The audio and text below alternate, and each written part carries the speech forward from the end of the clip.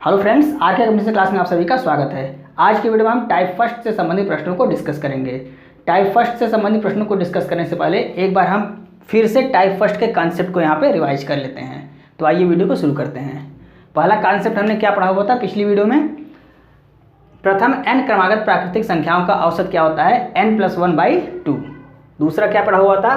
प्रथम n क्रमागत प्राकृतिक संख्याओं के वर्गों का औसत क्या होता है? n+1 2n+1/6। तीसरा कॉन्सेप्ट क्या पढ़ा हुआ था? प्रथम n क्रमागत प्राकृतिक संख्याओं के घनों का औसत क्या होता है? n ब्रैकेट में n+1/2 का होल स्क्वायर। ये होल स्क्वायर सिर्फ n+1/2 का है, इसका होल स्क्वायर नहीं है। चौथा कॉन्सेप्ट हमने पढ़ा हुआ था, प्रथम n क्रमागत सम संख्याओं का औसत क्या होता है? n+1 होता है। पांचवा पॉइंट क्या है? प्रथम n क्रमागत विषम संख्याओं का औसत क्या होता है? n होता है। यानी कि जो पदों की संख्या होती है वही क्या होती है? औसत होती है। तो इन सभी पॉइंट को हमने पिछले वीडियो में पढ़ा हुआ था। इस वीडियो में हमने रिवाइज कर लिया, क्योंकि इसी पर आधारित प्रश्नों को आज की वीडियो में हम डिस्कस करेंगे। तो आइए प्रश्नों को शुरू करते हैं। पहला प्रश्न क्या है? लगातार 50 विषम संख्याओं का औसत क्या होगा? तो हम जानते हैं विषम संख्याओं का औसत क्या होता है? n होता है। औसत बराबर n मतलब पदों की संख्या। तो कितनी संख्या है पदों की? 50 विषम संख्याएं, यानी संख्याएं कितनी है? 50 है। तो औसत हमारा क्या हो जाएगा? 50 ही हो जाएगा। तो औसत बराबर क्या आ गया? 50। यही हमारा आंसर हो गया। दूसरा प्रश्न क्या है? लगातार 30 सम संख्याओं का औसत क्या होगा? तो सम संख्याओं का औसत हम जानते हैं, औसत बराबर n+1। n की वैल्यू यहाँ कितनी है? 30, यानी मतलब संख्याएं कितनी है? 30 सम संख्या। तो बराबर क्या हो गया? 30 + 1 बराबर 31। यही औसत हो गया। तीसरा प्रश्न क्या है? 100 से कम सभी विषम संख्याओं का औसत क्या होगा? अब 100 से कम विषम संख्याएं, यानी 99 भी एक विषम संख्या है और 100 क्या है? सम है। तो 100 से कम कितनी विषम संख्या होती हैं? आधी विषम होंगी और आधी सम होंगी। तो यहाँ पे कह रहा है 100 से कम, तो 99 100 से कम ही होता है और वो विषम होता है। तो कुल मिला के 100 से कम कितनी विषम संख्या होंगी? 50 होंगी। आधा सम होगा और आधा विषम होगा। तो n बराबर कितना आ गया? 50। और जो n का मान होता है वही क्या होता है? औसत होता है विषम संख्याओं का। तो औसत बराबर हमारा कितना आ गया? 50। यही हमारा आंसर हो गया। नेक्स्ट प्रश्न देखते हैं।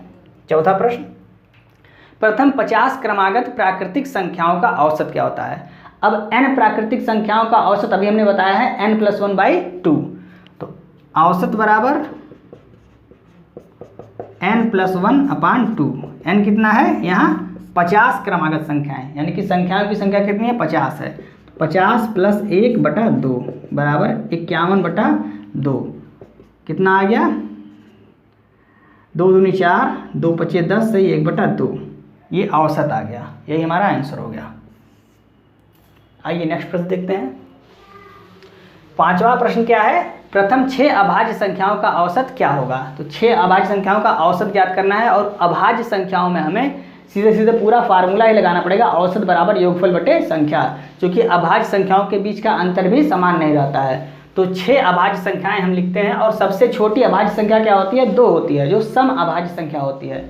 और सबसे छोटी भाज्य संख्या क्या होती है? 4 होती है।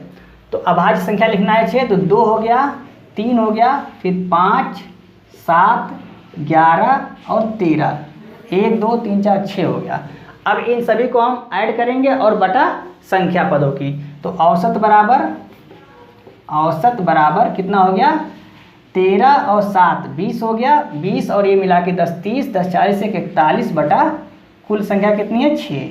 अब इसको काटेंगे, 6 बार में कटेगा, 36 हो गया और 36 5 41।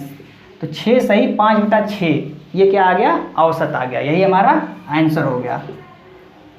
तो 6 अभाज्य संख्याओं का औसत क्या आ गया? 6 सही 5/6 आ गया। अब एक नया कॉन्सेप्ट है, उसे भी समझते हैं यहीं पे, उसके बाद उससे संबंधित प्रश्नों को डिस्कस करेंगे।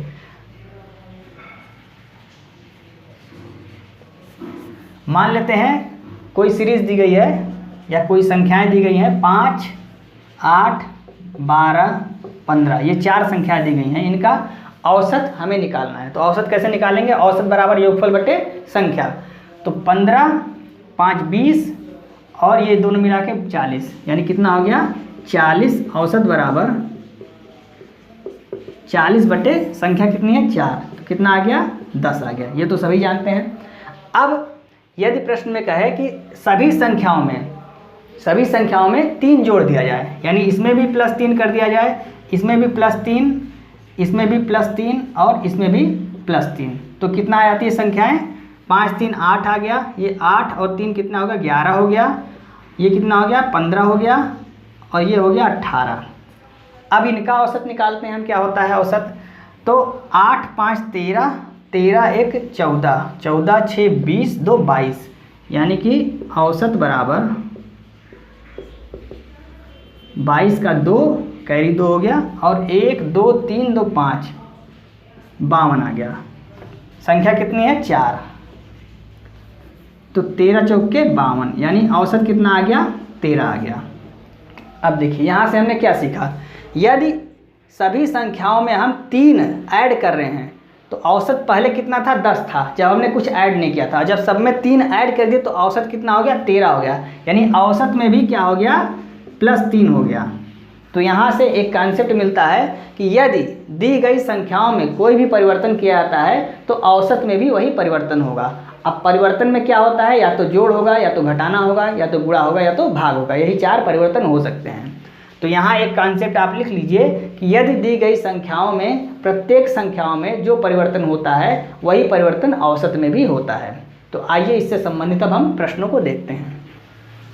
पहला प्रश्न क्या होगा, 8 संख्याओं का औसत 120 है, यदि प्रत्येक संख्याओं में 15 घटा दिया जाए तो नया औसत क्या होगा। अभी हमने बताया है अगर प्रत्येक संख्याओं में जो भी परिवर्तन होता है वही परिवर्तन औसत में भी होता है, तो प्रत्येक संख्याओं में 15 घटाया जा रहा है, तो औसत यहाँ दिया हुआ है 120, तो औसत में भी हम 15 घटा देंगे, वही हमारा नया औसत प्राप्त हो जाएगा। तो नया औसत बराबर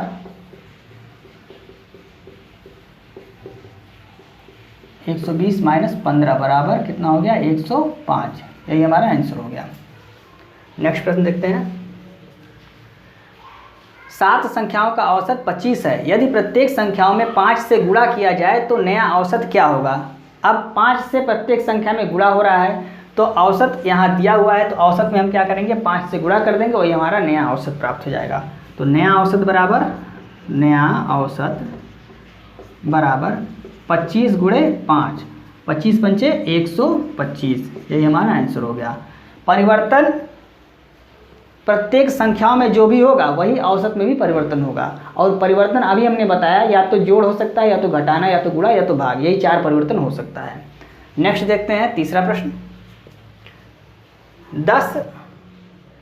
10 संख्याओं 22 20 18 16 14 12 10 8 6 4 का औसत 13 है, औसत दिया हुआ है 13, यदि प्रत्येक संख्याओं में 4 जोड़ दिया जाए तो नया औसत क्या होगा।